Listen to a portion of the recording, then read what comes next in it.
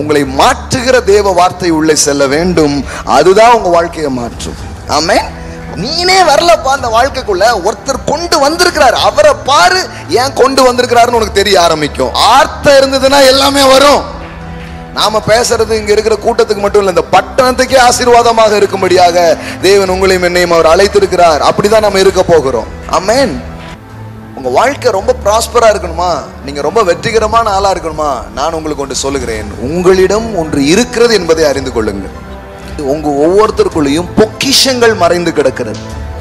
புதைந்து கிடக்கிற ஒன்றை தோண்டி வெளியே எடு, அதுதான் கல்டிவேஷன். என்ன சொல்ல விரும்புறேன்னா, ஒன்னு கொடுத்துருக்காரு, எல்லாம் சொல்லுங்க, ஒன்னு கொடுத்துருக்காரு, அதை தீட்டணும். உங்கள் திருமணம் நன்றா இருக்கும், உங்கள் தொழில் அர்த்தமுள்ளதா இருக்கும், உங்கள் அன்றாட வாழ்க்கை ஒரு மீனிங்ஃபுல்லா இருக்குங்க. நாம சும்மா ஏதோ திடீர்னு நம்மள வந்துடலங்க, நம்மள ஒருத்தர் உருவாக்கி இருக்கிறார். உங்களுடைய எதிர்காலம் உங்களுடைய நிகழ்காலத்துக்குள் தான் ஒளிந்திருக்கிறது. அப்ப பாருங்களேன், உங்க வரவுக்காக தான் எல்லாமே காத்துக்கிட்டு இருக்கு.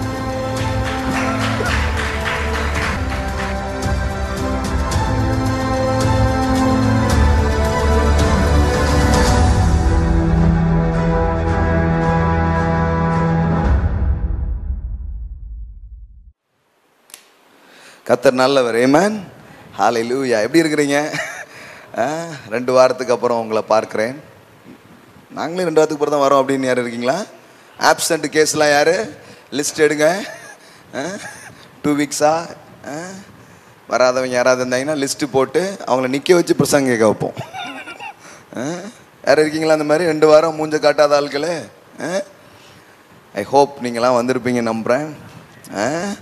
ஓகே, இது பார்த்தா என்னன்னு தெரியலையே. ஓகே ஓகே, எல்லாரும் நிறைய பேர் வந்ததா சொன்னாங்க. வராதவங்க லிஸ்ட்டை போட சொல்லியிருக்கிறேன். லிஸ்ட்டு போட்டு தூக்கலான் இருக்கிறோம். உள்ளே நையாங்கிறீங்களா? வரல, பெஞ்சு மேலே யாருன்னு இல்லைங்க. பாருங்க, சேர் இருக்குன்னு நினைக்காதீங்க, சேர் மேலே கூட ஏற்றுவோம். ஸோ நம்ம இருக்கும்போதை விட இல்லாத நேரங்கள் நீங்கள் வருவது, இதை நீங்கள் குடும்பமாக உணர்கிறீர்கள் என்பதை வெளிக்காட்டுகிறது. ஓகே, நாம் இப்போ போய் கரெக்டாக எல்லாத்தையும் பார்த்துக்கணும்னு நீங்கள் நினைக்கிறீங்கன்னு அர்த்தம். ஸோ நிறைய பேர் சொன்னாங்க, இட்ஸ் வெல், ரொம்ப நல்லா போச்சு, நீங்கள் இல்லாத நேரங்கள் சிறப்பாக போச்சு, உங்களை மிஸ் பண்ணோம், மற்றபடி எல்லாமே ரொம்ப நல்லா இருந்தது, வார்த்தைகள் ஆராதனைகள் எல்லாமே ரொம்ப நிறைவாக இருந்தது அப்படின்னு சொன்னாங்க. ஸோ கர்த்தருக்கு மகிமை. நாம் இல்லாத டைமும் இங்கே வந்து நடக்குதுன்னா அதுதான் வெற்றி. நம்ம இருக்கும்போது நடக்கிறதுக்கு பேர் என்ன கிடையாது, வெற்றியே கிடையாது. நம்ம வந்தவுடனே வேலை பார்ப்பாங்க பார்த்துருக்கீங்களா? அந்த மாதிரி இல்லை, நம்ம இல்லாத நேரங்கள் நடக்கிறது வெற்றி. ஸோ இந்த சபையில் தேவன் உங்களுக்கு கொடுத்துருக்கிற திறமைகள் தாளந்துகளில் நீங்கள் வளரணும். அதை இங்கே நீங்கள் உபயோகப்படுத்தும்படி நான் உங்களை என்ன பண்ணுறேன், உற்சாகப்படுத்துகிறேன். அப்படி சில பேர் அப்படி எழும்பி நம்ம சர்ச் மக்களே நிறைய வார்த்தைகளை பகிர்ந்துக்கிட்டாங்க போன வாரங்களில். ஜோசப் பிரதர் மற்றும் ஜேக்கப் ஐயா, ரேச்சல் அம்மா, பாபு பிரதர், இது இவங்க எல்லாருமே என்ன பண்ணாங்க, ஜவஹர் எல்லாருமே சேர்ந்து நடத்துனாங்க. பங்கு பெற்றீங்களா? நீங்கள் ஆசீர்வதிக்கப்பட்டீங்களா? நல்லா இருந்ததா? ஓகே, உங்கள் ஃபீட்பேக் சொல்லுங்கள். சில காரியங்கள் வந்து நம்ம இப்போ முன்னாடி ஏற்றி விடுறோன்னா எல்லாமே பர்ஃபெக்டாக இருக்கணுங்கிறது கிடையாது. இப்போ அப்படி யோசிச்சிங்கன்னா இப்போ நானே மைக் பிடிக்க முடியாது, அப்படி கிடையாது. வளர்ந்து கொண்டே இருக்கிறாங்க. ஸோ அதுக்கான ஒரு வாய்ப்பு கொடுக்கப்படும் போது இன்னும் நல்லா என்ன பண்ண முடியும், வளர முடியும். ஸோ அந்த மாதிரி நடைபெற்றது கடந்த வாரங்களில். ஸோ கர்த்தர் நல்லவர். 2 வாரம் ரொம்ப சிறப்பாக எல்லாமே நடந்தது. ஸோ மலேசியா பயணங்கள், போயிட்டு வந்த அந்த காரியங்கள், இதை பற்றியெல்லாம் விவரம் சொல்ல வேண்டுமானால் காலம் போதாது. ஸோ அடுத்த சர்வீஸில் கொஞ்சம் ப்ரீஃபாக சில விஷயத்தை பகிர்ந்து கொள்ள விரும்புகிறேன். ஸோ மற்ற விவரங்கள் நெக்ஸ்ட் சர்வீஸில் பேசுகிறேன். ஒரு சில காரியங்கள் மட்டும் நான் ஷேர் பண்ண விரும்புகிறேன். வார்த்தையோடு கூட அதையும் சேர்த்து உங்களோடு பகிர்ந்து கொள்ள நான் விரும்புகிறேன். இந்த காலை ஆராதனையில் எதை குறித்து நாம் படித்து வருகிறோம் அப்படின்னு சொன்னால், pursue your purpose, நோக்கத்தை பின்தொடர்கிற வாழ்க்கை, அதுதான் பேசிட்டு இருக்கிறோம். எல்லாம் சொல்லுங்க, நோக்கத்தை பின்தொடர்கிற வாழ்க்கை. அதாவது கர்த்தர், தேவனாகிய கர்த்தர் எல்லாத்தையும் ஒரு நோக்கத்தோடு என்ன பண்ணியிருக்கிறாரு, உண்டாக்கி இருக்கிறார். there is purpose for everything. எல்லாம் சொல்லுங்க, எல்லாவற்றை குறித்தும் நோக்கம் இருக்கிறது. நோக்கம் என்று சொன்னால் என்ன? the meaning of exist, ஒன்று இருப்பதற்கான காரணம் என்ன, ஏன் ஒன்று இருக்கு அப்படிங்கிறதுக்கான காரணம். The reason and meaning. Purpose means the reason and meaning. காரணங்களும் அதற்கான அர்த்தங்களும் என்ன என்பதை கண்டுபிடிக்க வேண்டும். எல்லாமே ஒரு நோக்கத்தோடு இருக்குது அப்படின்னு சொல்லியிருக்கிறேன். இந்த வாழ்க்கை, ரட்சிப்பு, பணங்கள், திறமைகள், இந்த உலகத்தில் நீங்கள் பார்க்கக்கூடிய எல்லா விஷயத்துக்கும் என்ன இருக்குது, ஒரு பர்பஸ் இருக்குது. எப்பொழுது ஒன்றினுடைய நோக்கம் நம்மால் அறிந்து கொள்ள முடிகிறதோ அப்பொழுதுதான் அந்த வாழ்க்கை முழுமையானதாக இருக்கும், அல்லது அந்த காரியம் எப்படி இருக்கும், ரொம்ப முழுமையானதாக இருக்கும். அந்த நோக்கம் தெரியலன்னு சொன்னால் அது முழுமையாக இருக்கவே இருக்காது. அதனால தான் ஒரு தேவனுடைய மனிதர் இப்படி சொல்லுகிறார், வாழ்க்கையில் மிகவும் பரிதாபமானது மரணம் அல்ல, நோக்கமற்ற வாழ்க்கை அப்படின்னு சொல்கிறார். வாழ்க்கையில் மரணம் பரிதாபமானது கிடையாது, நோக்கம் இல்லாத வாழ்க்கை தான் என்னதான் பரிதாபமானதுங்கிறார். ஏன்னா நோக்கம் நிறைஞ்ச ஒரு வாழ்க்கை அந்த நோக்கத்தை நிறைவேற்றி முடிச்சிச்சா அந்த மரணம் கூட இப்படி தான் இருக்குது, ரொம்ப நல்ல ஒரு காரியமாக தான் இருக்குது. ஏன்னா வந்தார், அற்புதமான வாழ்க்கையை வாழ்ந்தார், இப்போ என்ன பண்ணியிருக்கிறாரு, மரித்திருக்கிறாருன்னா அவருடைய மரணத்தை கூட குறித்து எப்படி தான் பேசுவாங்க, ரொம்ப மேன்மையாக தான் பேசுவாங்க. அதனால் மரணம் ரொம்ப கெட்டது கிடையாது. ஆனால் ஏன் வந்தோன்னு தெரியாமல் வாழ்ந்தோம்னா அது ரொம்ப கெட்டதாக இருக்குது. உங்கள் ஒவ்வொருவரை குறித்தும் தேவனுக்கு ஒரு நோக்கம் இருக்குது. அதை எப்படி கண்டுபிடிப்பது, எப்படி நிறைவேற்றுவது என்பதை இந்த காலையில் என்ன பண்ணிட்டு இருக்கிறோம், பேசிகிட்டு இருக்கிறோம். இது சர்வீஸ் அட்டன் பண்ணுற ஒரு சர்ச்சு கிடையாது. பக்கத்தில் பார்த்து சொல்லுங்கள், இது சண்டே சர்வீஸு சபை கிடையாது. இங்கு வாழ்வை உருவாக்குகிற வேலையை இங்கே என்ன பண்ணிட்டு இருக்கிறோம், செஞ்சுக்கிட்டு இருக்கிறோம். அதுக்கு நிறைய இருக்குது. அங்கே சைடில் போனீங்கன்னா, இந்த பக்கம் போனீங்கன்னா, எங்கேயும் போனீங்கன்னா நீங்கள் சர்வீஸ் அட்டன் பண்ணிடலாம் எங்கே போனாலும், அது ஒன்றும் பிரச்சனை இல்லை. ஒரு கிறிஸ்தவனாக ஞாயிற்றுக்கிழமை கோயிலுக்கு போக வேண்டாம் ஐயா அப்படின்னா நீங்கள் தாராளமாக என்ன பண்ணிடலாம், போயிட்டு வந்துடலாம். இது அப்படி கிடையாது. இது உங்களை உருவாக்குகிற ஒரு இடமாக இருக்கிறது. இங்கே வந்தீங்கன்னா சில விஷயத்தை நான் உங்களுக்கு ஆழமாக போதிப்பேன். நீங்கள் அதை கவனித்து, அதை கேட்டு, அதை விசுவாசித்து உங்கள் வாழ்க்கையில் பயன்படுத்துவதன் மூலம் உங்கள் வாழ்வு அர்த்தம் உள்ளதாய் நோக்கம் நிறைவேற்றுகிற வாழ்க்கையாக அது மாற ஆரம்பிக்கும். ஆமென். அதுக்காக தான் இந்த சர்ச்சு, சரிங்களா? கிறிஸ்தவங்கள்லாம் சண்டே சர்வீஸ் அட்டன் பண்ணிட்டு போகிறதுக்காக இந்த சர்ச்சு கிடையாது பாருங்க. அப்படிப்பட்டவங்களுக்கு இது சூட்டும் ஆகாது. எனக்கு தெரியும், அவங்க கொஞ்ச நாளில் கிளம்பிடுவாங்க. ஏன்னா அவங்க சர்வீஸ்க்காக வர்றவங்க.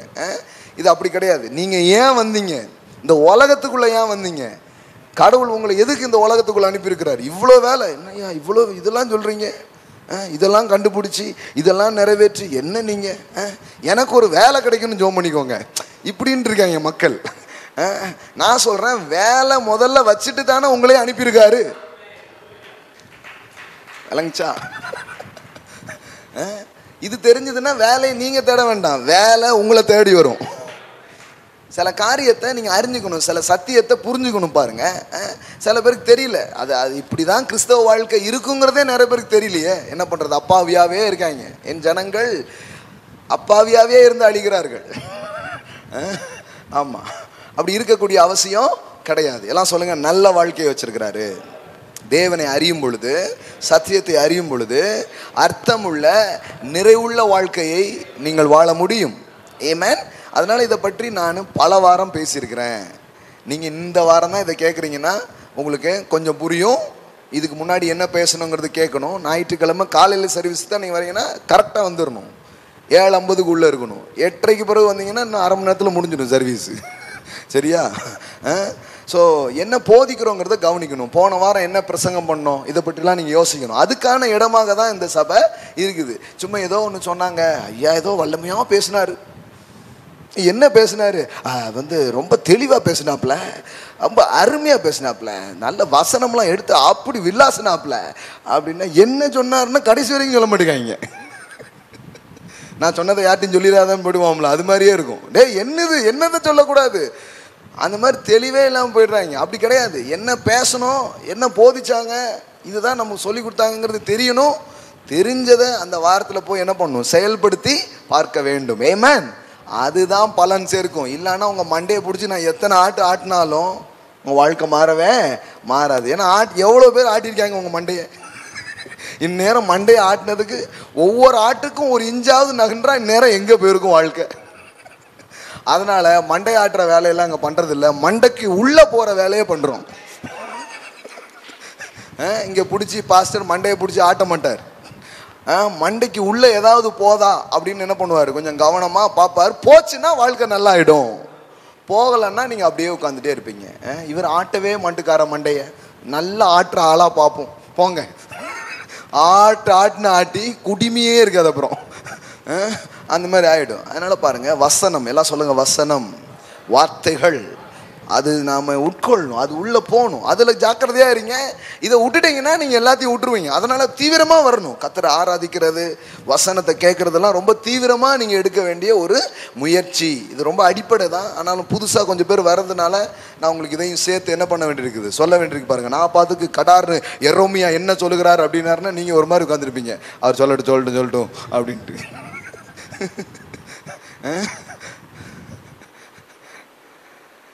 ஸோ இந்த இதில் நிறைய விஷயம் பேசியிருக்கிறோம். நான் ஏன் பிறந்தேன் பேசணுமா? கேட்டிங்களா? நான் ஏன் பிறந்தேன், நான் பிறந்த காரணத்தை நானே அறியும் முன்னே இங்கு வந்து ஏன் பிறந்தாய் செல்ல மகனே. அவளே யாவன் தான் தெரியலையா, அதுக்குள்ளே 4-5 பெத்து போட்டாவோ. இந்த மாதிரி தான் இருக்குது லைஃபு நிறைய பேருக்கு. ஆனால் பாருங்கள், நம்ம கடவுளை அப்படி வைக்கல. ஏன் நம்ம வந்தோங்கிறத அவர் நமக்கு சொல்லித்தர முடியும். ஆமென். உங்கள் த மேனுஃபேக்சரர்ஸ் நோ அபவுட் த ப்ராடக்ட்னு சொல்கிறோம் இல்லையா? உங்களை உண்டாக்குனவர் உங்களை ஏன் உண்டாக்குனுங்கிறத உங்களுக்கு என்ன பண்ண விரும்புகிறார், அறிவிக்க விரும்புகிறார். அதை அறிந்து அதை பின்தொடர்கிற வாழ்க்கை தான் நமக்கு அப்படிங்கிறத நான் உங்களுக்கு சொல்லி கொடுத்தேன். அதை கேட்கலன்னா கேசட்ஸ் இருக்கும், கேசட்லாம் வாங்கி கேட்கணும்.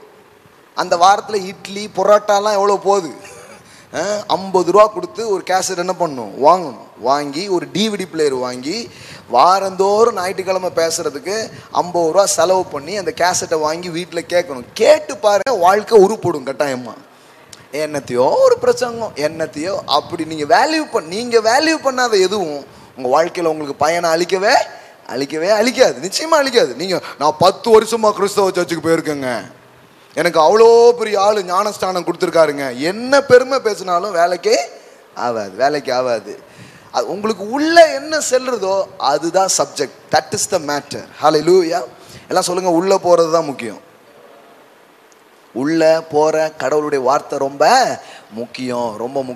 முக்கியம். அதை கரெக்டாக பார்த்துக்கலன்னா எதுவும் கரெக்டாக இருக்கவே இருக்காது. எவ்வளவு அழகான பலூனாக இருக்கலாம், ஆனால் காற்று ஏறலைன்னா பறக்காது. அதனால் உள்ள கர்த்தருடைய வார்த்தை என்ன பண்ணணும், ஆழமாக செல்ல வேண்டும். அதுக்கு நீங்கள் தான் முயற்சி எடுக்கணும். வேதவசனம் சொல்லுது, திருவசனத்தில் பிரயாசப்படுகிறவன் அப்படின்னா என்ன? வசனத்தில் ஒருவன் முயற்சி எடுக்கிறான். எல்லாம் சொல்லுங்க, திருவசனத்தில் பிரயாசப்படுகிறவன். அப்போ ஒரு பிரயாசம் ஒன்று இருக்கிறதாம். என்ன பிரயாசம்? வசனத்தை உங்களுக்கு உள்ளாக வைப்பது. தாவீது சொல்லுகிறான், உம்முடைய வாக்கை என் இருதயத்தில் வைத்தேன். எல்லாம் சொல்லுங்க, வாக்கை இருதயத்தில் வைத்தேன். அது பாட்டுக்கு வந்து உள்ள உட்கார்ந்துராது. நீங்க எடுத்து வைக்கணும். பர்ஸில் காசை தூக்கி வைக்கணும் இல்லையா?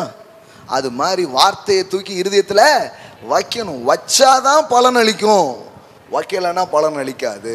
சிம்பிள். எந்த அளவுக்கு வைக்கிறீங்களோ அந்த அளவுக்கு பலன் உண்டாக ஆரம்பிக்கும். சிலது 30, சிலது 60, சிலது 100 பலன் கொடுத்தது. ஆமென். எல்லாம் சொல்லுங்க, தேவனுடைய வார்த்தைகள் பலன் அளிக்கக்கூடியதா இருக்கிறது. ஆகையால் ஜாக்கிரதையோடு பிரயாசத்தோடு நான் கேட்க போகிறேன். ஆமென். வேதம் சொல்லுகிறது, கேட்கிறதில் தீவிரமாயிருங்கள் என்று எழுதியிருக்கிறது. கேட்கறதுக்கு எப்படி இருங்களாம், தீவிரமாக இருங்கன்னு சொல்லியிருக்குது. ஸோ ரொம்ப முக்கியம். இதில் நிறைய காரியங்கள் பேசியிருக்கிறோம். அதனால் இந்த மாதிரி சின்ன செலவுலாம் பண்ணணும். என் வாழ்க்கையில் என்னுடைய முன்னேற்றங்கள், என்னுடைய வளர்ச்சிகள், அதுக்கு பின்னாடி பல காரணங்களை நான் பார்த்தா கூட ஒரு முக்கியமான காரணம், நல்ல தேவனுடைய வார்த்தைகளை காசு கொடுத்து வாங்கி அதை கேட்குற ஒரு பழக்கம் எனக்கு இருந்தது. இப்போ நான் மலேசியாவுக்கு போயிருந்த போது நான் பேசின மெசேஜை பல பேர் அவங்க காசு கொடுத்து அவங்க வாங்கி கேட்குற மாதிரி தேவன் எல்லாத்தையுமே மாற்றி வச்சிருக்கிறார். ஆமென். ஒரு ஃப்ரெண்டு ஒருத்தர் வேடிக்கையாக சொன்னார். என்ன சொன்னார்னா, டேய் பாத்தியா, நம்மெல்லாம் 1 மாதம் சம்பாதிக்கிறத 1 மணி நேரத்தில் சம்பாதிச்சிட்டா இருப்பார் இந்தியாவிலேருந்து வந்து அப்படின்னாரு.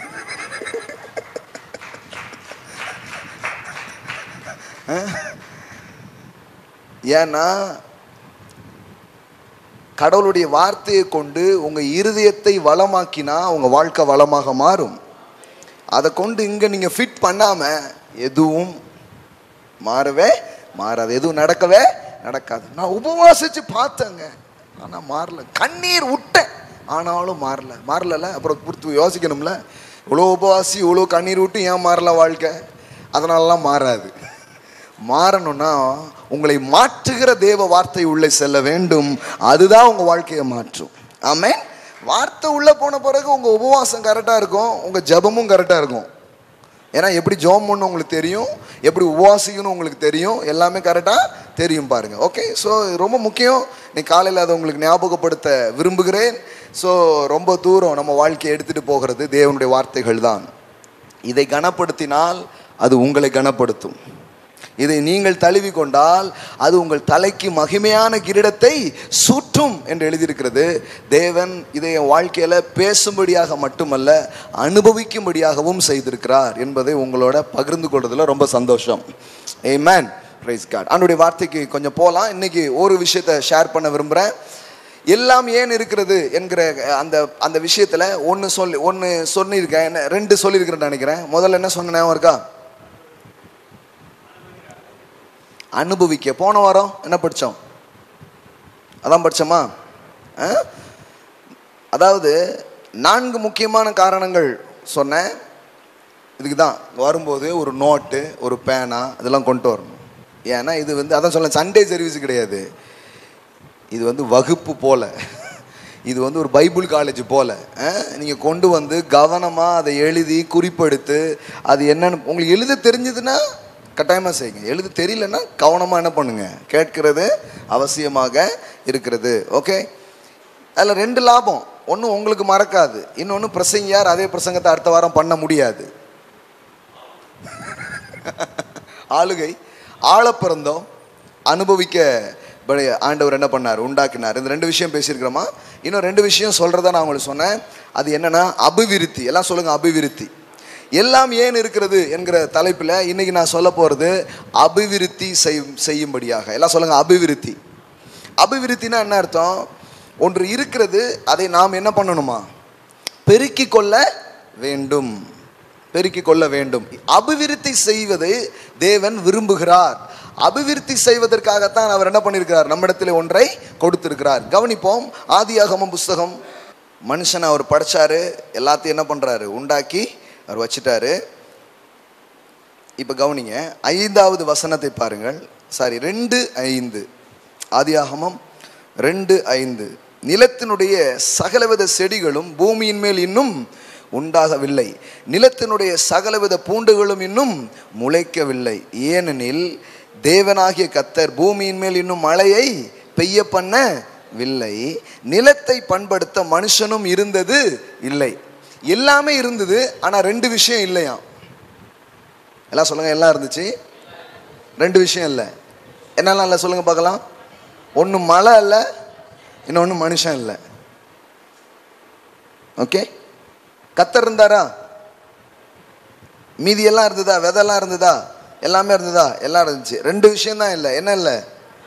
மழையும் இல்லை, மனுஷனும் இல்லை. நோவா காலம் வர இந்த பூமியில மழை பெய்யலை. யோசிக்கிறீங்க நிறைய பேர். நோவா காலம் வர இந்த பூமியில என்ன பெய்யலை? மழை பெய்யவில்லை. அதனாலதான் மழை பெய்யும் அப்படின்னா என்னது அப்படின்னு அவங்களுக்கே தெரியல. நோவா காலம் வர அப்போ இந்த பூமி எப்படி பசுமையா இருந்தது, எப்படி செழிப்பா இருந்ததுன்னா, அந்த பனி, மூடு பனி, வானத்து பனியினாலே அது என்ன ஆச்சு, எல்லாமே விளைந்தது. இப்படிதான் விளைச்சல் என்ன பண்ண ஆரம்பிச்சது, நடைபெற ஆரம்பித்தது. இப்போ சில மலை பிரதேசங்கள்லாம் பார்த்தீங்கன்னா என்னது, அங்கே அந்த பனியினாலேயே அது என்ன பண்ண ஆரம்பிக்குது, வளர ஆரம்பிக்கிறது. கவனிங்க, அப்போ மலைக்கு பதிலாக அங்கே என்ன இருக்குது, பனி இருக்குது, நீரூற்றுகள் இருக்குது, ஆறுகள் எல்லாமே இருக்குது. இப்போ யார் தான் அங்கே ரொம்ப முக்கியமான ஆள்? அப்போ மனுஷன் இருந்தது இல்லை. எல்லாம் சொல்லுங்க, மனுஷன் இல்லை. அப்போ மனுஷன் ரொம்ப முக்கியமான சப்ஜெக்ட். எல்லாம் சொல்லுங்க, நீங்க ரொம்ப முக்கியமானது. பார்த்துப்பா சொல்லுங்க, நீங்க ரொம்ப முக்கியமானவங்க. எங்க பக்கத்துல பார்த்து சொல்லுங்க, நீங்க ரொம்ப முக்கியமானவங்க. ஆமென். எஸ், நீங்க இல்லாட்டி ஒண்ணுமே நடக்காது. You are the matter. You are the matter. Amen. சில சொல்லுங்க நான் ஒரு மேட்டரே இல்லைங்க, இப்படி சொல்றது தான் தப்பு. அந்த அவங்க ஒன்றும் பெரிய மேட்டர் கிடையாது அப்படி சொல்றாங்க. அப்படி இல்லை, யூ ஆர் த மேட்டர். எல்லாம் சொல்லுங்க ஐ எம் எ மேட்டர். நான் இல்லாட்டா சில காரியம் நடக்காது. ஆமென். இப்படி எண்ணணும். அப்போ தான் இங்கே இருக்கிறதுல ஒரு நோக்கம் இருக்கும். சிலர் இப்படி பார்ப்பாங்க, இந்த வீட்டில் நமக்கு ஒரு ரோலும் இல்லை போல அப்படின்னு அந்த ஆள் எங்கேயாவது போயிடுறது.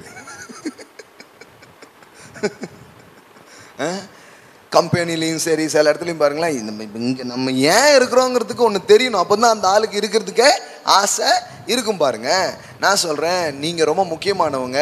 வேதவசனம் சொல்லுது, மனிதன் அங்கு கடவுள் இருந்தார், ஆனால் யார் இல்லை? மனுஷன் இல்லை. மனுஷன் இல்லை.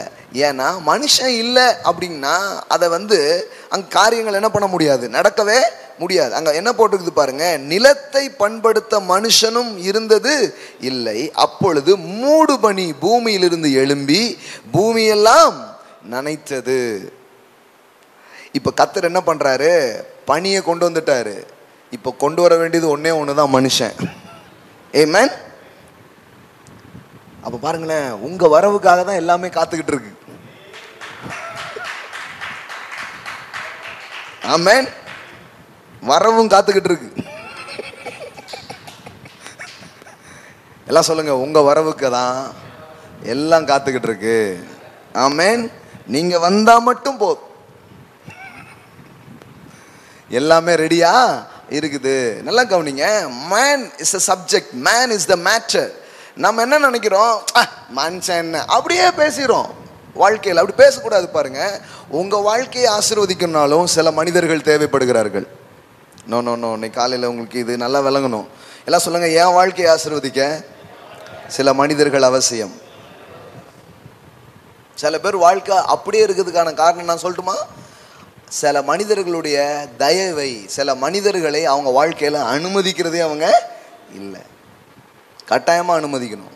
ஏன்னா தேவன் சில மனிதர்களை கொண்டு தான் உங்கள் வாழ்வை என்ன பண்ணுவார், உயர்த்துவார், ஆசீர்வதிப்பார். அதுபோல உங்களை கொண்டு சில பேருடைய வாழ்க்கையை ஆசீர்வதிப்பார்.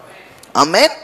ஸோ நீங்கள் பெற்றுக்கொள்ளவும் கொடுக்கவும் இந்த மனித சமூகத்தில் நீங்கள் வைக்கப்பட்டிருக்கிறீர்கள். அதனால் எல்லாருமே ரொம்ப முக்கியமானவங்க நினைங்க, நீங்களும் முக்கியமானவங்க. எல்லாம் சொல்லுங்கள், நான் ரொம்ப முக்கியமானவன். என்னை சுற்றிலும் இருக்கிறவர்கள் முக்கியமானவர்களாகவே இருக்கிறார்கள். இந்த பார்வை மட்டும் உங்களுக்கு வந்தாலே நீங்கள் எல்லாத்தையுமே வேல்யூ பண்ண ஆரம்பிப்பீங்க. சிலர்லாம் வந்துட்டானா அப்படியே பார்க்குறாங்க. அப்படி பார்க்காதீங்க யாரையுமே. ஹலோ, அவனுக்காகவும் கிறிஸ்து மரித்தாரே, அவனுக்காகவும் கிறிஸ்து ரத்தம் சிந்தினாரு, அவனுக்காகவும் கல்வாரிக்கு இயேசு போனாரு. இந்த உலகத்தில் நீங்கள் பகைக்கும்படியா, நீங்கள் வெறுக்கும்படியா யார் இருக்கணுங்கிற அவசியம் இல்லை. பாருங்க, எல்லாருமே ரொம்ப முக்கியம், நீங்களே ரொம்ப முக்கியங்கிறத தெரிந்து கொள்ளுங்கள். ஆமென். இப்போ கவனிங்க இந்த சப்ஜெக்ட் எப்படி உருவாகுது அப்படிங்கிறது பாருங்க. இப்போ தேவன் என்ன பண்றாரு, மனுஷனை உண்டாக்குறாரு. 7வது வசனம், தேவனாகிய கர்த்தர் மனுஷனை பூமியின் மண்ணினால் உருவாக்கி ஜீவ சுவாசத்தை அவன் நாசியில் ஊதினார், மனுஷன் ஜீவ ஆத்துமா ஆனான். த ஹீப்ரு வேர்ட்ல எப்படி இருக்குதுன்னா, மனிதன் ஒரு பேசுகிற ஆவியானான் அப்படின்னு போட்டிருக்குது. பேசுகிற ஆவி, த ஸ்பீக்கிங் ஸ்பிரிட். மனிதன் எப்படி ஆயிட்டான், பேசக்கூடிய ஒரு ஆவியாக அவனை தேவன் என்ன பண்ணாராம், உண்டாக்கினார் அப்படின்னு சொல்லி என்ன பண்றாங்க சொல்றாங்க. 8வது வசனம் பாருங்க, தேவனாகிய கர்த்தர் கிழக்கே ஏதேன் என்னும் ஒரு தோட்டத்தை உண்டாக்கி தாம் உருவாக்கின மனுஷனை அதிலே வைத்தார். எல்லாம் சொல்லுங்க, மனிதன் தேவனால் உருவாக்கப்பட்டவன். ஆமென். நாம சும்மா ஏதோ திடீர்னு நம்மள வந்துடலங்க, நம்மள ஒருத்தர் உருவாக்கி இருக்கிறார். நம்ம இந்த கனெக்டிவிட்டியில் நம்ம திங்க் பண்றதே கிடையாது. அதனாலதான் வாலிபனே, உன் வாலிப வயதில் உன்னை சிருஷ்டித்தவரை நினை. நீனே வரலப்பா அந்த வாழ்க்கைக்குள்ள, ஒருத்தர் கொண்டு வந்திருக்கிறார், அவரை பாரு, ஏன் கொண்டு வந்திருக்கிறாருன்னு உனக்கு தெரிய ஆரம்பிக்கும். அவருக்குள்ள இருந்து வாழ்க்கைக்கான காரியத்தை உன்னால கண்டுபிடிக்க முடியும். ஆமென். ஒரு மனுஷன் உங்க வாழ்க்கைக்கு அர்த்தத்தை தர முடியாது, ஒரு மனுஷன் உங்க வாழ்க்கையை அர்த்தம் இல்லாததாகவும் பண்ண முடியாது. தேவன் உங்க வாழ்க்கைக்கு அர்த்தத்தை கொடுக்கிறவராக இருக்கிறார். ஆமென். அப்ப கவனிங்க, என்னன்னா மனுஷனை அவர் உண்டாக்கி இருக்கிறார். வேணும்னு யோசிச்சு அவன் என்ன பண்ணாரு, அவரை சிருஷ்டித்திருக்கிறார். நீங்கள் தேவனால் சிருஷ்டிக்கப்பட்டிருக்கீங்க, உண்டாக்கப்பட்டிருக்கீங்க. ஏதோ உங்க பெத்தவங்க உங்களை ஏதோ டப்புன்னு பெத்தரல பாருங்க, அவர்கள் வழியாக தேவன் உங்களை அனுப்பி இருக்கிறார் இந்த பூமிக்கு. ஆமென். அதான் அந்த சீரீஸ் பேசும்போது சொன்னேன், தாயின் கருவில் உருவாகும் முன்பாகவே நான் உன்னை அறிந்தேன். இதெல்லாம் பற்றி நம்ம படித்தோம். கடவுள் கற்பத்தில் இருக்கும்போது என் கருவை உடைய கண்கள் கண்டதே அப்படின்லாம் போட்டிருக்குது பாருங்க. அதனால நீங்க ஏதோ அந்த பிறப்பு ஏதோ என்ன பிறப்புங்க, மனுஷ பிறப்பு. சிலவங்க பாருங்களேன் எப்பவுமே திட்டிகிட்டே இருப்பாங்க, இது இருக்க பிறப்புலேயே ரொம்ப மோசமான பிறப்பு போல, மனுஷ ஜென்மம் என்ன ஜென்மமோ இப்படியே திட்டிகிட்டு இருப்பாங்க. அப்படி திட்டுறதுக்கு அவங்க அப்படி யோசிக்கிறாங்கன்னா அவங்களுக்கு கடவுளுடைய நோக்கம் தெரியல பாருங்க.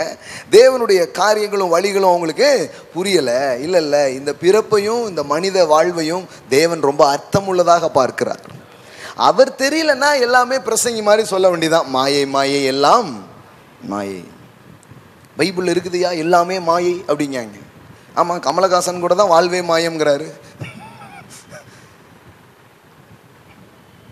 அப்போ பைபிளும் கமலும் ஒன்றா? என்னங்க, மாயை என்று சொல்வதற்கு பைபிள் தரப்படவில்லை. மாயையான இந்த வாழ்வை அர்த்தமுள்ளதாக்க இயேசு வந்தார் என்று சொல்வதற்கு தான் பைபிள் கொடுக்கப்பட்டிருக்கிறது. ஆமென். அது மாயை போல உங்கள் அனுபவத்தில் இருக்கலாம், ஆனால் இயேசு ஆண்டவர் உங்கள் வாழ்க்கைக்குள் வருவார் என்றால் அந்த மாயையான வாழ்க்கை அர்த்தமுள்ள வாழ்க்கையாக மாறுகிறது. ஆமென். சூரியனுக்கு கீழே SUN சன், இதுக்கு கீழே எல்லாம் மாயை. SON சன், அந்த சன்னுக்கு கீழே எல்லாமே அர்த்தம் உள்ளதாக இருக்கிறது. ஆமென். நீங்க இதுக்கு கீழே பாக்குறீங்களா அவருக்கு கீழே பாக்குறீங்களாங்கிறதா மேட்ரு. சூரியனுக்கு கீழே தான் மாயை, உங்களை தான் அதுக்கு மேலே தூக்கி வச்சு இப்போ பாரு அப்படிங்காரு. இப்போ ரொம்ப அர்த்தம் உள்ளதாக இருக்கிறது, இப்போ ரொம்ப மேன்மை உள்ளதாக இருக்கிறது, இப்போ ரொம்ப முக்கியமானதாக அது இருக்கிறது. ஆமென். சூரியனுக்கு கீழே மாயை. ஐயா, நீங்க உன்னதத்தில் அவரோடு உட்கார்ந்துருக்கீங்க, சூரியனுக்கு கீழே இல்லை. இப்போ பாருங்க வாழ்க்கைய, இப்போ ரொம்ப அர்த்தம் உள்ளதாக இருக்கிறது. ஆமென். எல்லாம் சொல்லுங்க, தேவன் என் வாழ்வில் வரும் பொழுது என் வாழ்வு அர்த்தம் பெறுகிறது. உங்கள் திருமணம் நன்றாக இருக்கும், உங்கள் தொழில் அர்த்தமுள்ளதாக இருக்கும், உங்கள் அன்றாட வாழ்க்கை ஒரு மீனிங்ஃபுல்லாக இருக்குங்க.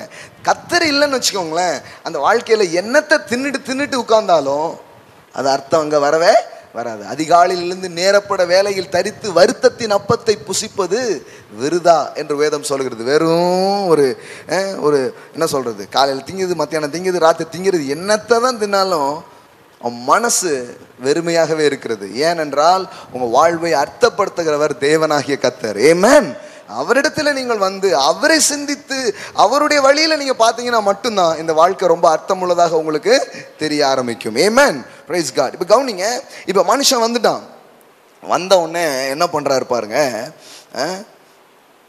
15வது வசனம் பாருங்க. தேவனாகிய கர்த்தர் மனுஷனை ஏதேன் தோட்டத்தில் அழைத்து கொண்டு வந்து அதை பண்படுத்தவும் காக்கவும் வைத்தார். ஒரு கம்பெனி ஒன்று ரெடி பண்ணி அந்த கம்பெனியில் தம் பையனை கொண்டு போய் சேர்க்குற மாதிரி தோட்டத்தை இது பண்ணி அதை பண்படுத்தவும் காக்கவும் அது பொறுப்பாளராக ஆதாம் நியமிக்கப்படுகிறான். ஆமென். தேவனாகிய கர்த்தரே கொண்டு போய் என்ன பண்றாரு, மனுஷனை வைக்கிறார். என்ன செய்யறதுக்கு? பண்படுத்தவும் காக்கவும். எல்லாம் சொல்லுங்க, பண்படுத்த காக்க. அது எப்படி சொல்றது? பண்படுத்துதல் அல்லது காத்தல். ஒன்று வந்து ப்ரொடெக்ட் பண்றது, இன்னொன்று வந்து இந்த பண்படுத்துதல் அப்படின்னு சொன்னா என்ன அர்த்தம்னா கல்டிவேட். ஆங்கிலத்தில் போய் வாசித்தீங்கன்னா இந்த பண்படுத்துதல் அப்படிங்கிறதுக்கான ஆங்கிலத்தில் எப்படி போட்டிருக்காங்கன்னா கல்டிவேஷன். கல்டிவேட்னா என்ன? புதைந்து கிடக்கிற ஒன்றை தோண்டி வெளியே எடு, அதுதான் கல்டிவேஷன். அப்படின்னா என்ன? கடவுள் சொல்றாரு, நான் எல்லாத்தையும் வச்சிருக்கிறேன், நோண்டி வெளியில எடு அப்படிங்கிறாரு.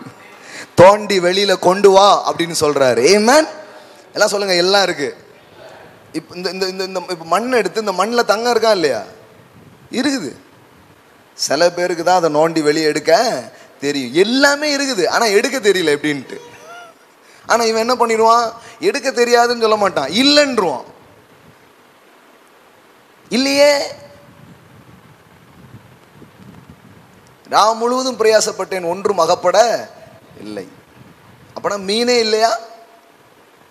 கடல்ல மீன்லாம் இருக்கு, ஆனா இவன் கையில அது ஒண்ணுமே வரல. அதனால நிறைய பேர் என்ன பண்ணிட்டாங்க, இல்லையா திருநெல்வேலியில ஒண்ணுமே இல்லையா, சாட்டி வேற ஊரை பார்த்து போலான் இருக்கேன்.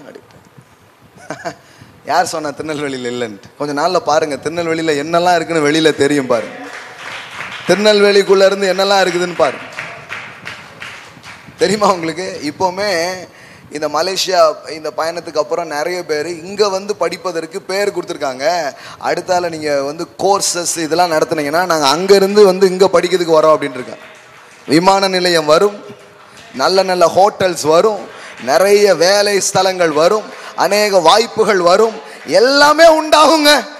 வார்த்தை இருந்ததுன்னா எல்லாமே வரும். நாம பேசுறது இங்க இருக்கிற கூட்டத்துக்கு மட்டும் இல்லை, இந்த பட்டணத்துக்கே ஆசீர்வாதமாக இருக்கும்படியாக தேவன் உங்களையும் என்னையும் அவர் அழைத்திருக்கிறார். அப்படிதான் நம்ம இருக்க போகிறோம். ஆமென். Yes, it's true. அப்படிதான் நடக்க போகுது. இந்த சிட்டியே ஆசீர்வாதமா இருக்க போகுது பாருங்க. ஆமா, அப்படிதான் கூப்பிட்டுருக்காரு கடவுள். அப்படி இருக்கும்படியாக தான் அழைச்சிருக்கிறார்.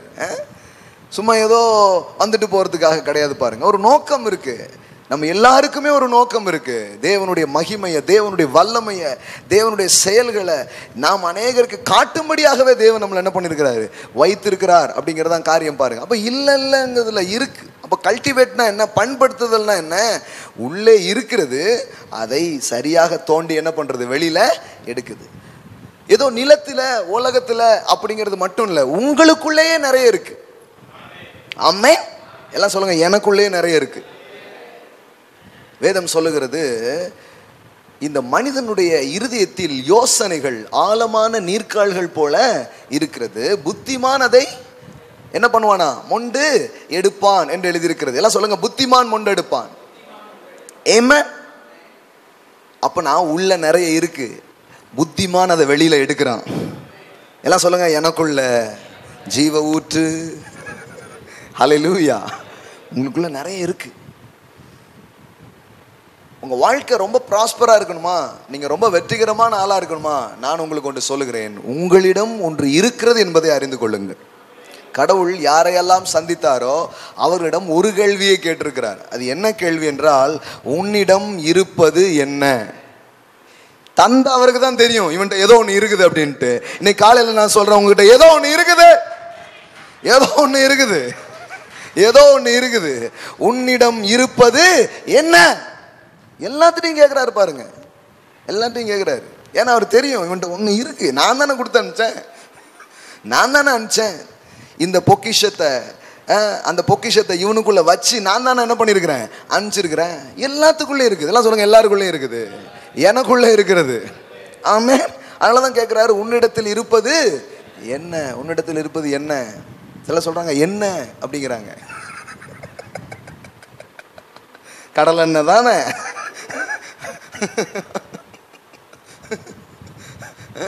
உன்னிடத்தில் இருப்பது என்னன்னு ஒரு தீர்த்துக்கேசி கேட்டா அந்த அம்மா சொல்லுது என்ன அப்படிங்கு.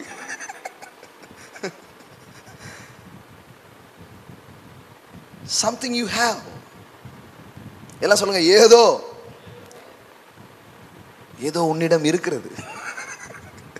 யாரிடம் இல்லாத ஏதோ ஒன்று உங்களிடம் இருக்கிறது. ஆமென். எல்லாம் சொல்லுங்க, I have something. Come on, say I have something. நல்லா சொல்லுங்க, என்னிடம் தேவன் வைத்திருக்கிற சில காரியங்கள் உண்டு. என்ன பண்ணாங்கன்னா, இந்த உண்டுன்னு சொல்றதுக்கு பதிலா நீலாம் எம்மாத்திரம் டே சொல்லி சொல்லி, ஆமாங்க நான்லாம் எம்மாத்திரங்க, நீலாம் ஒன்றுமில்லை, இதே திருப்பி எக்கோ சவுண்ட்ல கேட்டு ஒன்றுமில்லை ஒன்றுமில்லை வெறுமையான பாத்திரம் நான் இப்படி பாட்டு படிச்சு, சரி வெறுமையா பாத்திரம்னு வந்தீங்க, ஏசு இப்ப வந்துட்டாரு, இப்பவும் வெறுமையான பாத்திரமா? ஞானம் அறிவு என்கிற பொக்கிஷம் அவருக்குள்ளே அடங்கி இருக்கிறது, அவர் உங்களுக்குள்ளே அடங்கி இருக்கிறார். அப்ப நான் சகலமும் இப்போ உங்களுக்குள்ளே இருக்கிறது, நீங்கள் கிறிஸ்துவுக்குள் பரிபூர்ணமா இருக்கிறீர்கள் என்று தேவனுடைய வார்த்தை சொல்லுகிறது. ஆமென். எல்லாம் சொல்லுங்க, இயேசு கிறிஸ்துவுக்குள் நான் பரிபூரணமாக இருக்கிறேன். ஆமென். கொலோசியர்ல போய் வாசித்து பாருங்க, அப்படிதான் இருக்குது. நீங்கள் எப்படி இருக்கிறீங்க? பரிபூர்ணமா இருக்கிறீங்க. எல்லாம் சொல்லுங்க, நான் பரிபூர்ணமா இருக்கிறேன், நான் நிறைவா இருக்கிறேன், எனக்குள்ள நிறைவு இருக்கு, எனக்குள்ள பரிபூர்ணம் இருக்கிறது, எனக்குள்ள ஏராளம் இருக்கிறது. ஆமென். அப்ப வச்சுதான் அனுப்பியிருக்கிறாரு பாருங்க. எல்லாம் சொல்லுங்க, என்னிடம் ஒன்று இருக்கிறது. ஆமென். இப்ப இந்த கல்டிவேட்னா என்ன அர்த்தம்? உங்களிடம் இருக்கிறத தோண்டி வெளியில என்ன பண்றது, கொண்டு வர்றது தான் முக்கியமாக இருக்கிறது. அப்படி கொண்டு வரும்போது அது உங்களையும் ஆசீர்வதிக்கும், உலகத்தையும் ஆசீர்வதிக்கும். ஆமென். எல்லாம் சொல்லுங்க, என்னையும் ஆசீர்வதிக்கும், சமூகத்தையும் ஆசீர்வதிக்கும். ஆமென். ஆனால் நமக்கு அது சொல்லியே தரல பாருங்க. வேலையை தேடுன்ட்டாங்க, நல்லபடி அப்போ தான் வேலை கிடைக்கும் அப்படின்ட்டாங்க. எல்லாரும் வேலையை தேடினாங்களே தவிர உள்ள என்ன இருக்குன்னு தேடவே இல்லை.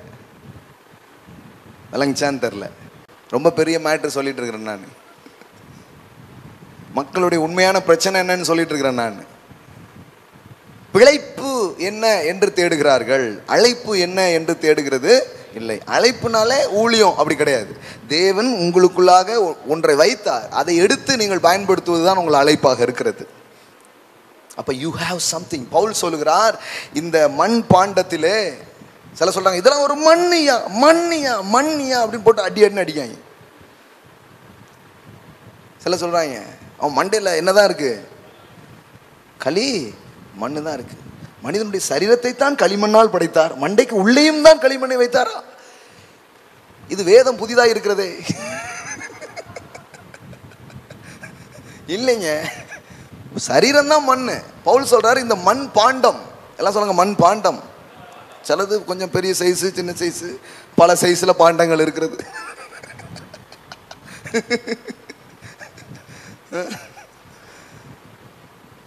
ஆனா இந்த மண் பாண்டம் அப்படின்னு சொல்லி பவுல் முடிக்கல பாருங்க. பவுல் சொல்றாரு இந்த மண் பாண்டத்திலே மகிமையான பொக்கிஷத்தை நாங்கள் பெற்றிருக்கிறோம் அப்படி சொல்ற. ஆமென்.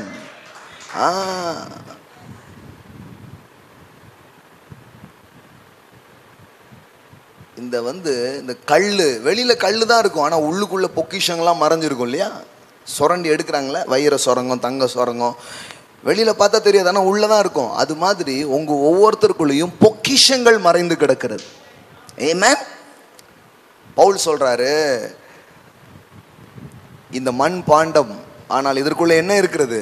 பொக்கிஷம் இருக்கிறது. எல்லாம் சொல்லுங்க, எனக்குள்ளே சிறந்த காரியங்களை தேவன் வைத்திருக்கிறார். ஆமென். அவருடைய பிரசன்னத்தை நீங்கள் ஒரச ஒரச சந்திக்க சந்திக்க அது வெளிப்பட்டு கொண்டே இருக்க ஆரம்பிக்கும். ஆமென். அது வெளியில வரும், இது வெளியில வரும். தேவ ஆவியானவர் உங்களை தொடும் பொழுது, தேவனுடைய வார்த்தைகள் உங்கள் வாழ்வை சந்திக்கும் பொழுது உங்களுக்கு அது தெரிய ஆரம்பிக்கும். ஓ, இப்படி ஒன்று இருக்கா, இந்த மாதிரி ஒரு காரியம் எனக்குள்ள கிடக்கா, இந்த மாதிரி ஒன்று கடவுள் எனக்குள்ளாக வைத்திருக்கிறாரா அப்படின்னு உங்களுக்கே அது எப்படி இருக்கும்? ரொம்ப ஆச்சரியமானதாக இருக்க ஆரம்பிக்கும். எல்லாம் சொல்லுங்க, எனக்குள்ளே சில காரியத்தை வைத்திருக்கிறார், அதை பண்படுத்தும்படியாக தேவன் அதை வைத்திருக்கிறார். ஆமென். என்ன சொல்லிட்டு இருக்கிறேன்? எல்லாத்தையும் தேவன் ஏன் வச்சிருக்கிறாரு? அதை அபிவிருத்தி அடைய செய்யும்படியாக, பெருக்கும்படியாக என்ன பண்ணியிருக்கிறாரா? வைத்திருக்கிறாரா? எல்லாம் சொல்லுங்க, கல்டிவேட். கல்டிவேட்னா என்ன? ஒளிந்து இருக்கிறதை வெளியே கொண்டு வருவது, புதைந்து கிடப்பதை தோண்டி எடுப்பது தான் கல்டிவேட்டா இருக்குது. மேலோட்டமா பார்த்தீங்கன்னா ஒண்ணுமே தெரியாது, கொஞ்சம் தோண்டினாதான் தெரிய ஆரம்பிக்கும். அது மாதிரி ஒரு மனுஷனை மேலோட்டமா பார்த்தா இவன்லாம் என்ன அப்படிங்கிற மாதிரி தோணும். ஆனா நம்ம அப்படி நினைக்கவே கூடாது. ஒவ்வொருத்தருக்குள்ளேயும் ஒவ்வொன்று ஒளிந்திருக்கிறது. அதனாலதான் இங்க வந்திருக்கிற எல்லாரையும் நான் ரொம்ப முக்கியமா பாக்குறேன். இங்க வந்திருக்கிற எல்லாருக்குள்ளேயும் ஏதோ ஒன்றை தேவன் அவர் வைத்திருக்கிறார் அப்படின்னு சொல்லிதான் நான் பார்க்கிறேன். ஆமென். நீங்க மனிதர்கள் உங்களை பார்க்கிற விதமாக பார்க்காமல் தேவனுடைய வார்த்தையிலிருந்து இப்படி உங்களை பார்த்தீங்கன்னா நீங்க நம்புவீங்க, எனக்குள்ள கடவுள் எதையோ ஒன்று வச்சிருக்கிறார் அப்படின்னு சொல்லிட்டு. ஆமென். உங்களை குறித்தே உங்களுக்கு ஒரு மேன்மையான எண்ணம் இருக்கும். அப்பா எனக்குள்ள சில காரியத்தை வைத்திருக்கிறார். எல்லாம் சொல்லுங்க, ஆற்றல்களோடும் திறமைகளோடும் நான் இந்த பூமிக்கு வந்திருக்கிறேன். ஆமென். இங்க ஒண்ணுமே கிடையாது. நீ மக்கு மண்ணுன்னு யாரெல்லாமோ சொல்லியிருப்பாங்க, அதை நம்பாதீங்க. தேவன் சொல்றாரு, உனக்குள்ளாக மகிமையை நான் வைத்திருக்கிறேன். You carried some kind of glory. கடவுள் சொல்றாரு, நீ ஒரு பொக்கிஷத்தின் வீடு அப்படின்னு சொல்றாரு. You are a treasure house. எல்லாம் சொல்லுங்க, I am a treasure house. Amen. எனக்குள்ளே இவ்வளவு காரியத்தை அவர் வச்சிருக்காரு. இப்போ இதை கண்டுபிடிச்சி இதை வெளியில என்ன பண்ணுமா? கொண்டு வரணுமா? இதை அபிவிருத்தி அடைய செய்யணுமா? அதுக்காகத்தான் கடவுள் எல்லாத்தையும் என்ன பண்ணியிருக்கிறாராம்? கொடுத்துருக்கிறாராம். பாருங்க, அப்ப என்ன சொல்லியிருக்குது? அழைத்து கொண்டு வந்து அதை பண்படுத்தவும் காக்கவும் வைத்தார். அதை பாதுகாக்கணும், அதே நேரத்தில் அதை பெருக்கணும். எல்லாம் சொல்லுங்க, பாதுகாக்கணும், அதை பெருக்கணும். ஆமென். நீங்க ரெண்டு வேலை உங்களுக்கு இருக்கு. ஒன்று அதை கண்டுபிடிக்கணும், அப்புறம் வெளியில அதை கொண்டு வரணும். நிறைய பேர் சொல்லலாம் அதெல்லாம் ரொம்ப வயசாயிடுச்சே அப்படி சொல்லலாம். சிலருக்கு இன்னும் நம்ம சின்ன பிள்ளை தானேன்னு சொல்லலாம். சிலர் என்ன சொல்லுவாங்க, நாங்கள் ரொம்ப சின்ன பிள்ளையா இருக்குமாங்க. சிலர் என்ன சொல்லுவாங்க, எங்களுக்கு ரொம்ப வயசாயிட்டுமாங்க. அப்படி கிடையாது. எந்த வயதினராகவும் நீங்கள் இருக்கலாம். இந்த வார்த்தைகளை நீங்கள் இப்போ தான் கேட்பீங்கன்னா நான் உங்களுக்கு சொல்கிறேன். ஏன்னா யூடியூப்ஸில் நிறைய பேர் பார்த்துட்டு, நேற்றை கூட ஒருத்தவங்க சொன்னாங்க, 60 வயசுல இதெல்லாம் நாங்கள் கேட்குறோமே அப்படின்னாங்க. பரவாயில்ல, அவங்களே சொல்லிட்டாங்க, பரவாயில்ல இனி வரும் நாட்களையாவது அர்த்தமாக்கி கொள்வோம் அப்படின்னு சொல்கிறாங்க. ஆமென்.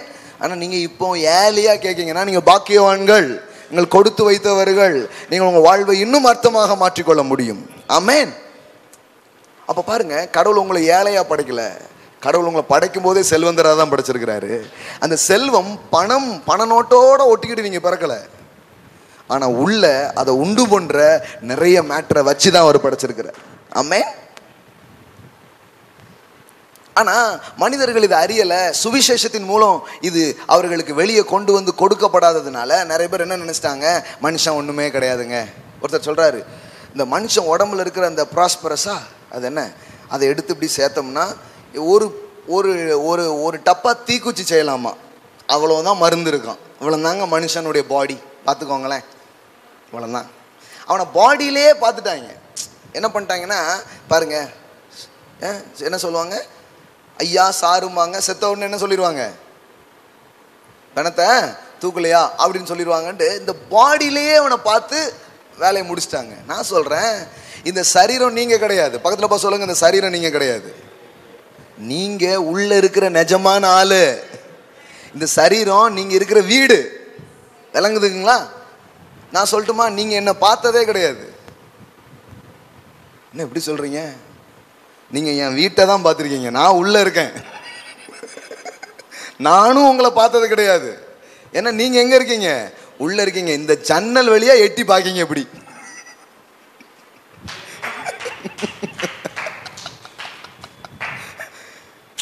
இந்த பாடிங்கிறது ஒரு வீடு மாதிரிங்க. அந்த வீட்டுக்குள்ளே இருக்கிற ஆள் ரொம்ப முக்கியம். நம்ம வீட்டை வெள்ளை அடிக்கிறதுலேயே வாழ்க்கை முடிஞ்சு போயிருது போங்க. இதுக்கு ஒற்றை அடிச்சு டிங்கரிங் பண்ணி வீட்டை பார்க்கிலும் அதை உண்டு பண்ணினவன் பெரியவனா இருக்கிறான் வேதம் சொல்லுது. இந்த சரீரம் இருக்குது, சரீரம் ஒரு நோக்கத்தோடு கொடுக்கப்பட்டிருக்குது. ஆனா சரீரம் நீங்க கிடையாது. சரீரத்துக்குள்ள இருக்கிற நிஜமான ஆள் ஒருத்தர் இருக்கிறார், அதுதான் நீங்களாக இருக்கிறீர்கள். ஆமென். இது ஹவுஸ், இது வீடு. இந்த வீட்டை பத்தி தான் எல்லாரும் பேசிட்டு இருக்காங்க. பாருங்க, உடஞ்சு போச்சு, தொடஞ்சு போச்சு, இதாகி போச்சுன்ட்டு. ஐயா, உள்ள ஒரு ஆள் இருந்தாரு, அவரை பார்த்து யோசித்தீங்களா? அவரை பத்தி ஏதாவது திங்க் பண்ணீங்களா?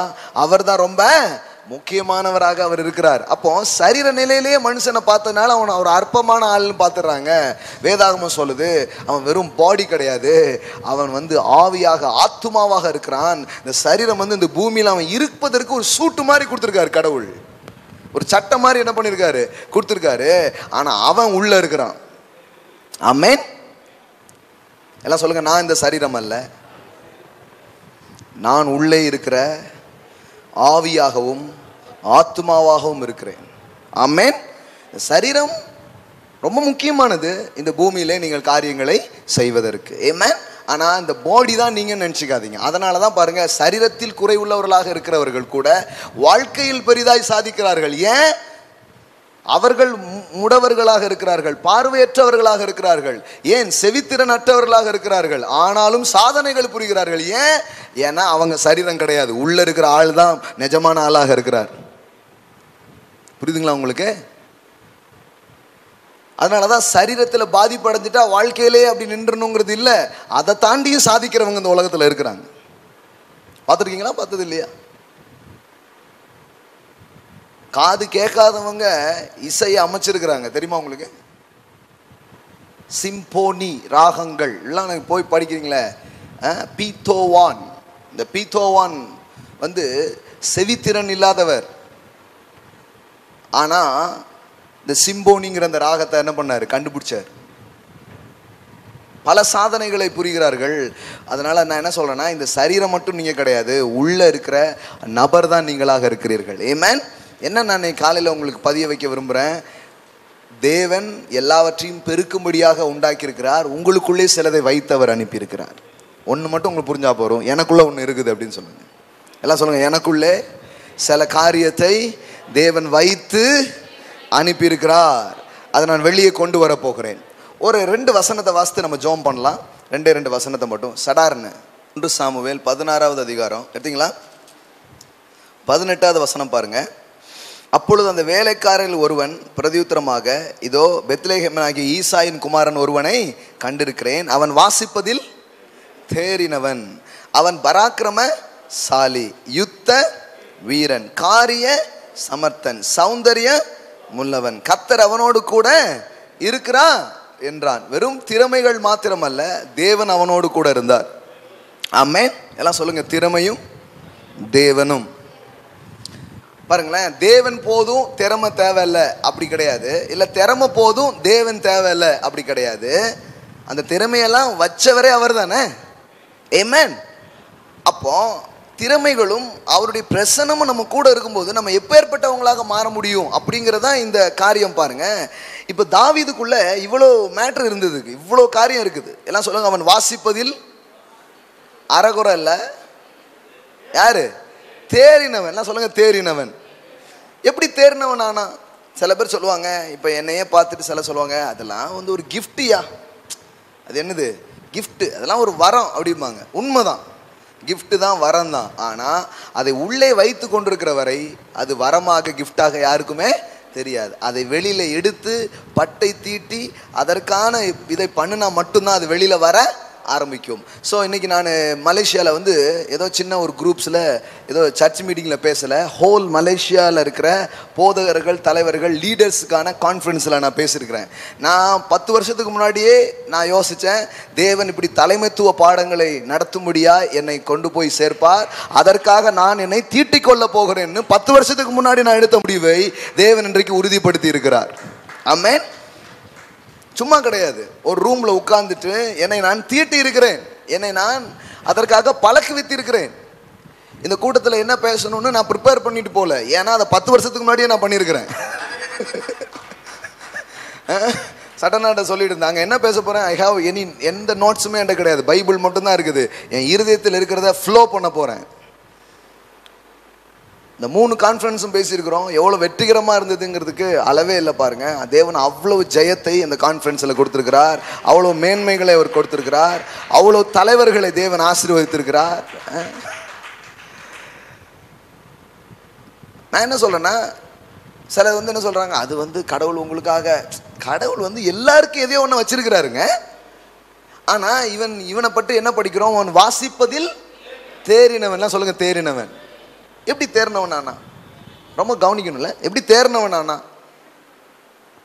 18ஆம் அதிகாரம் 10வது வசனம், 1 சாமுவேல் 18:10. மறுநாளிலே, அந்த பேசேஜ் விட்டுருங்க, பேக் சைடில் வாங்க, அதே இதில் அந்த வசனத்தின் பின்பகுதியை வாங்கல, தாவீதுன்னு வருது பாருங்க, அதுல இருந்து படிப்போம். ஓகே, தாவீது தினந்தோறும். எல்லாம் சொல்லுங்க, தாவீது தினந்தோறும். ரொம்ப முக்கியம். தாவீது தினந்தோறும் செய்கிறபடி தன் கைகளினால் சுரமண்டலத்தை வாசித்து கொண்டிருந்தான். எல்லாம் சொல்லுங்க, தாவீது தினந்தோறும் செய்கிறபடி தன் கைகளினால் சுரமண்டலத்தை வாசித்து கொண்டிருந்தான். எப்படி தேறினவனான்னு தெரியுதா உங்களுக்கு? தினந்தோறும் எதை செஞ்சானோ அதுல தேறினவனாக மாறினான். விளங்குச்சா? விளங்குச்சா? அதனாலதான் சொல்றேன், your future is hidden in your daily routine. உங்களுடைய எதிர்காலம் உங்களுடைய நிகழ்காலத்துக்குள் தான் ஒளிந்திருக்கிறது. எதிர்காலம் யோசிக்க கூடாது. நிகழ்காலத்தில் நீங்கள் என்ன செய்றீங்களோ அதுக்குள்ளதான் இருக்குது. அதை உருப்படியா பண்ணாம நல்ல இடத்துக்கு நீங்க போயிட முடியாது. கடவுள் உங்க கையில எதையோ ஒன்று கொடுத்துருக்காரு, எதையோ ஒன்று செய்ய முடியாது தந்திருக்காரு. அதுல நீங்க எப்படி இருக்கிறீங்கிறது ரொம்ப முக்கியம். பாருங்க, தன் வேலையில் ஜாக்கிரதையா இருக்கிறவன் நீ கண்டாயானால் அவன் நீசருக்கு முன்பாக நிற்காமல் ராஜாக்களுக்கு முன்பாக நிற்பான். வாசிப்பதில் தேறினவன் ஒருவன் உண்டோ என்று ஊரு பூரம் தேடிட்டு இருக்காங்க. ஒருத்தர் சொல்லிட்டான், வாசிக்கிறதுக்கு தானே அங்க ஒருத்தர் இருக்கான், செம்மத்தியா வாசிப்பான்னு. தாவீதுக்கு அட்வர்டைஸ்மெண்ட் தன்னால வருது. இப்ப கொண்டு போய் அரண்மனையில நிறுத்துறாங்க. வாசிச்சா ராஜாவுக்கே டிப்ரெஷன் சரியாகுது. அவனை பிடிச்சிருந்த ஆவிலாம் வெளியில போகுது. சிலர் வாசிச்சா டிப்ரெஷன் ஆயிடுவாங்க. அந்த பாட்டை கேட்டதுக்கு அப்புறம் என் பாட்டை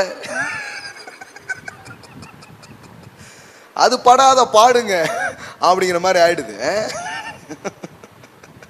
சிலர் பாடினா டிப்ரெஷன் கிரியேட் ஆகுது, சிலர் பேசுனா டிப்ரெஷன் என்ன பண்ணிடுது, போயிடுது. ரெண்டுமே பண்ண முடியுது பாருங்க, ரெண்டுமே திறமை தான். ஆனா தாவீது வாசிக்க வாசிக்க வாசிக்க அவன் அதில் தேறினவனாக மாறினான். எல்லாம் சொல்லுங்க, அனுதினமும் நீங்கள் என்ன செய்கிறீர்களோ அதில் தான் நீங்கள் தேறினவர்களாக மாறுவீர்கள். பாருங்கள், it's a big subject. But Sunday காலையில் இது பத்தாது. இனி வரும் வாரங்களில் இதை தொடர்ந்து நான் உங்களோட பேச விரும்புகிறேன். என்ன சொல்ல விரும்புகிறேன்னா, ஒன்று கொடுத்துருக்காரு, எல்லாம் சொல்லுங்க, ஒன்று கொடுத்துருக்காரு, அதை தீட்டணும். ஆமென். அது தீட்டணும். தீட்டாமல் உட்காந்துட்டே இருக்கிறோம். சாதாரணமாக சமைக்கிறதா கூட இருக்கலாம், சாதாரணமாக சொல்ல முடியாது, சமைக்கிறதா இருக்கலாம். அதை ரொம்ப கவனமாக செஞ்சதுனால கொனால் சாண்டர்ஸு கென்டக்கி ஃப்ரைட் சிக்கன் அப்படின்னு ஒன்று உலகம் ஃபுல்லாக கொண்டு வந்து பிரான்ச்சஸ் ஓப்பன் பண்ணிட்டார். 60 வயசு தாத்தா பண்ண சாதனை விளங்குச்சிங்களா? ஒன்றும் இல்லை, ஒரு சிக்கன் மசாலாவை கொஞ்சம் டிஃப்ரெண்ட்டாக பண்ணார், உலகம் ஃபுல்லாக இன்றைக்கி பிரான்ச் வச்சுருக்காரு. அற்பமானதுன்னு எதுவுமே கிடையாது. நீங்கள் எப்படி அதை என்றீங்கிறது தான் ரொம்ப முக்கியம். க்ளீனிங்னு எடுத்துக்கலாம்.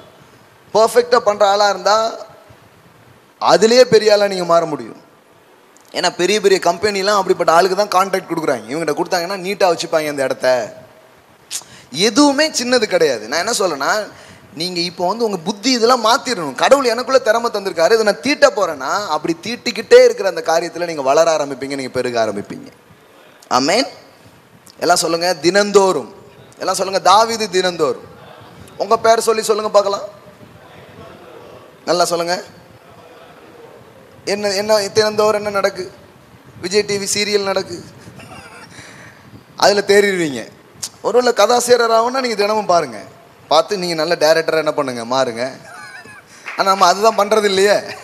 நம்ம பண்ணுறதெல்லாம் பற்றியா மருமகளே இப்படித்தான் போலன்னு சீரியல்ல இருந்து கெட்ட புத்தியெல்லாம் உள்ளே இறக்குறது. ஒரு உலகத்தில் ஒரு வேளையும் நம்ப முடியாது போல, எல்லாம் படுபாவிகளாக இருக்காங்களே, இப்படியே தான் உள்ளே என்ன பண்ணுறது, உள்ளே கொண்டு வந்து சேர்க்கறது. பாருங்கள், உங்களை நாம் என்ன பண்ணுறோன்னா வந்த மாதிரியே இருக்கும், ஒன்றும் தீட்டுறதே கிடையாது. இரும்பு வந்து ஒரு இரும்புங்க, 1 கிலோ இரும்பு எவ்வளோ? நாங்கள் என்ன பேரிச்சம்பழம் வியாபாரமாக பண்ணுறோம் அப்படிங்களா? எவ்வளோ இருக்குங்க? ஒரு ஒரு ஒரு 500 ரூபா இருக்குமா 1 கிலோ? வெறும் எம்டி இரும்பு எவ்வளோ இருக்கும் ஐயா? 100 ரூபா இருக்குமா? சரி, 100 ரூபா வச்சுக்கோங்க 1 கிலோ இரும்பு. இப்போ இந்த 1 கிலோ இரும்பை வச்சு நட் போல்ட் இருக்குல்ல, இது நம்ம தயாரிக்கிறோம் 1 கிலோ இரும்பை வச்சு. இப்போ இதனுடைய மதிப்பு எவ்வளோ இருக்குன்னு நினைக்கிறீங்க? இப்போ அதே 1 கிலோ இரும்பை வச்சு குண்டூசி தயாரிக்கிறோம்னு வச்சுக்கோங்க, இப்போ இதனுடைய மதிப்பு எவ்வளோன்னு நினைக்கிறீங்க? அதே இரும்பை வச்சு இந்த வாட்சுக்கு முள்ளுலாம் இருக்குல்ல, அதெல்லாம் தயாரிக்க வச்சுக்கோங்க, இப்போ மதிப்பு எவ்வளோன்னு வச்சுக்கோங்க, லட்சமாகும். இரும்புன்னா 1 கிலோ இரும்பு தான், ஆனால் தோண்டி தோண்டி ஷேப் பண்ணி கல்டிவேட் பண்ணால் அதனுடைய மதிப்பு அளவிடாதாக மாறுகிறது. விளங்குச்சா? எத்தனை பேர் விளங்குச்சு? 1 லட்ச ரூபா எனக்கு கொடுக்கணும் நீங்கள். இவ்வளோ இப்போ நான் சொன்ன மேட்ருக்கு இது ஒன்று நீங்கள் பிடிச்சிங்கன்னா இந்த ஊர்லேயே பெரிய ஆளாக ஆடுவீங்க. நீங்கள் சும்மா கிடையாது, நீங்கள் சும்மா கிடையாது, சும்மா கிடையாது. நம்ம என்ன பண்ணுறதுன்னா, பண்ணுறது வேண்டாத வேலை இருக்குது பாருங்கள், அதெல்லாம் பார்ப்போம். ஆனால் நமக்காக கடவுள் உள்ள என்ன வச்சுருக்காரோ, ஜெபம் பண்ணுறதா இருக்கலாம். நல்லா ஜெபம் பண்ணுங்க. அந்த இதன் மூலமாக தேவன் பெரிய காரியத்தை உங்களை கொண்டு என்ன பண்ணுவார், செய்ய ப்ரொஃபட்டிக் கிஃப்ட்ஸ் கொடுத்துருப்பார். ஏதோ ஒரு ஆற்றல் இருக்குதுங்க, அதை தீட்டிக்கிட்டே இருங்க, அதை பயன்படுத்திட்டே இருங்க, அதில் தேவன் உங்களை கொண்டு பெரிய காரியங்களை செய்ய ஆரம்பிப்பார். ஆமென். சரி, இன்னைக்கு இது போதும், எழுந்து நிற்கலாம். சண்டே சர்வீஸை பயிற்சி கூட மாதிரி நடத்தினா எப்படி, என்ன பண்ணுறது? ஒரு முக்கியமான அறிவிப்பு. ஆகஸ்ட் 15 உங்களுக்கு சுதந்திர தினம் கிடையாது. ஆகஸ்ட் 15 நம்ம சபையில் ஒரு நாள் கான்ஃபரன்ஸ் வைக்க போகிறோம். காலையில் சரியாக 10 மணிக்கு ஆரம்பித்து மாலை 4 மணி வரை, 4:30 வரை அந்த மாதிரி நடக்கும். 5 o'clockலாம் முடிஞ்சுன்னு வச்சுக்கோங்களேன். ஸோ 10 to 5 வச்சுக்கோங்க. கான்ஃபரன்ஸ் இங்கே நடக்கும் காலைல 10 மணிலேருந்து 5 மணி வரை. இந்த கான்ஃபரன்ஸுக்கு நீங்கள் வரணுன்னா பதிவு கட்டணம் இந்த கான்ஃபரன்ஸ்க்கு உண்டு. ஒரு நபருக்கு 100 ரூபாய் பதிவு கட்டணம். ஸோ நீங்கள் செலுத்தி இந்த கான்ஃபரன்ஸ் என்ன பண்ணலாம், கலந்து கொள்ளலாம்.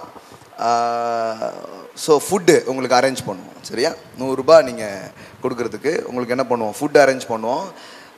100 ரூபாய் நீங்கள் கொடுத்தீங்கன்னா நான் நிறைய கொடுக்கணும் பாக்கெட்டில் இருந்து எக்ஸ்ட்ரா. ஏன்னா அந்த மாதிரி தான் சாப்பாடெலாம் நம்ம செய்கிறோம். எதுக்குன்னா, you want to pay something. நான் 200 ரூபாய் ஃபீஸ் வைக்கணும்னு நினச்சேன், பாவம் எல்லாராலையும் கலந்து கொள்ள முடியாமல் போயிடக்கூடாது அப்படிங்கிறதுக்காக 100 ரூபாய். ஃபேமிலினா 200 ருபீஸ்.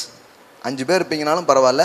ஒரு குடும்பம்னா 200 ரூபாய், தனி நபர்னா 100 ரூபாய் நீங்கள் செலுத்தி வரணும். காலையில் 10 மணிக்கு ஆரம்பிப்போம். ஆகஸ்ட்டு 15 10 மணிக்கு ஆரம்பித்து 5 மணி வரைக்கும் உங்கள் வாழ்க்கையை மாற்ற இந்த மாதிரி பாருங்கள் பேசிகிட்டே இருக்கணும். டைம் ஏதாவது பத்துதா? முழுசாக ஏதாவது சொல்ல முடியுதா? சொல்ல முடிய மாட்டேங்குது. ஸோ அன்றைக்கி ஏதாவது ஒரு காரியத்தை எடுத்து கொஞ்சம் முழுசாக என்ன பண்ணுவோம், பேசுவோம். அது உங்கள் வாழ்க்கையை அழகாக மாற்ற ஆரம்பிக்கும். ஆமென். கேட்கணும், இதை ரொம்ப தீவிரமாக கேட்கணும். சும்மா சர்ச்சில் ஏதோ கல்யாணத்துக்கு அதுக்கு அப்படின்ட்டு அந்த மாதிரி சர்ச்சு கிடையாது. இது உங்களை தீட்டி உங்களை உருவாக்கி இந்த உலகத்தில் கடவுளுக்கு வல்லமையான சாட்சியாக உங்களை வைக்கும்படியாக தேவன் இந்த சபையை வைத்திருக்கிறார். ஆமென். ஆமாம், அதுக்காகத்தான் நாங்கள் முயற்சி எடுக்கிறோம். நீங்கள் கொஞ்சம் ஒத்துழைப்பு கொடுக்கணும், அவ்வளோதான். உங்கள் வேலை வேறு ஒன்றுமே இல்லை. நீங்கள் வரணும், வந்து இதை ஆழமாக கேட்கணும், ஆழமாக இதை கவனிக்கணும். கவனிக்க உங்கள் குழந்தைகள் நல்லாவாங்க, உங்கள் வீடே சந்தோஷமாக மாறும், உங்கள் தொழில் வெற்றிகரமாக மாறும். கடவுள் உங்களுக்குள்ளே வைத்த எல்லா திறமை ஆற்றெல்லாம் வெளியில் வரும். உங்களை பார்த்தே கொஞ்சம் பேர் ஆண்டவர்கிட்ட வந்துடுவாங்கங்க. என்ன எப்படி என்ன இப்படி ஆயிட்டாங்க, நானும் வரேன்ப்பா அப்படிம்பாங்க. அந்த மாதிரி கடவுள் உங்களை சாட்சிகளாக நிறுத்த போகிறார். ஆமென். Praise God. கர்த்தர் நல்லவர். ஆமென். Praise God. இப்பொழுது கர்த்தருக்கு நம்ம கொடுக்க போகிறோம். சும்மா ஏதோ கொடுக்கணும் அப்படி கொடுக்காதீங்க. கடவுள் உங்களுடைய வருமானத்தை உங்களுக்கு கொடுத்துருப்பார் என்றால் அதிலிருந்து சிறந்ததை தேவனுக்கு நீங்கள் கொடுங்கள். அதை தசம பாகம் என்று சொல்லுகிறோம், முதற் பலன்கள் என்று சொல்லுகிறோம். அப்படி உங்கள்கிட்ட கொடுப்பாருன்னா இங்கே கவர்ஸ் இருக்கும். டைட்ஸ்லாம் நீங்கள் கொடுக்குதாங்கன்னா அந்த கவர் எடுத்துக்கோங்க. அதில் உங்கள் நேம் எழுதி உங்களுடைய காணிக்கைகளை அதில் வைத்து என்ன பண்ணுங்கள், செலுத்துங்க. ஆஃபரிங்கை நீங்கள் அப்படி செலுத்தலாம். டைட்ஸ் கொடுக்குறதா இருந்தால் அப்படி கொடுங்க. அது இங்கே கணக்கு எழுதிக்கிறதுக்கு ரொம்ப உதவியாக இருக்கும். சரியா? ஸோ கைகளை எடுத்துக்கொண்டு அறிக்கை செய்து நாம் கொடுக்க போகிறோம். எல்லாம் சொல்லுங்கள். இந்நாளில் உண்டாயிருக்கிறது போல ஐஸ்வர்யத்தை சம்பாதிப்பதற்கான பலனை அவரே எனக்கு கொடுத்தார். ஆகையால் என் தேவனை என் ஆஸ்திகளால் என் ஐஸ்வர்யத்தால் கனம் பண்ணுகிறேன். ஆமென். அல்லேலூயா. ஸோ இப்பொழுது நாம் கொண்டு செலுத்துவோம். உங்களை அழைத்த நோக்கங்களை உங்களை கொண்டு அவர் செய்து முடிப்பார். ஆமென். God bless you. God bless you.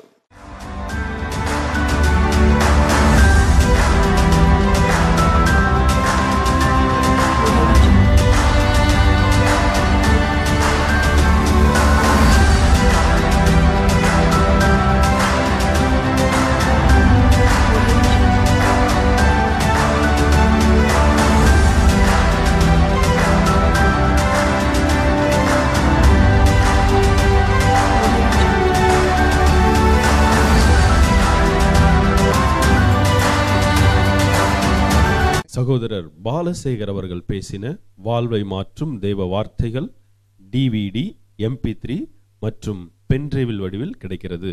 பெற்றுக்கொள்ள தொடர்பு கொள்ள வேண்டிய தொலைபேசி எண் 04624950 மற்றும் 9578204750.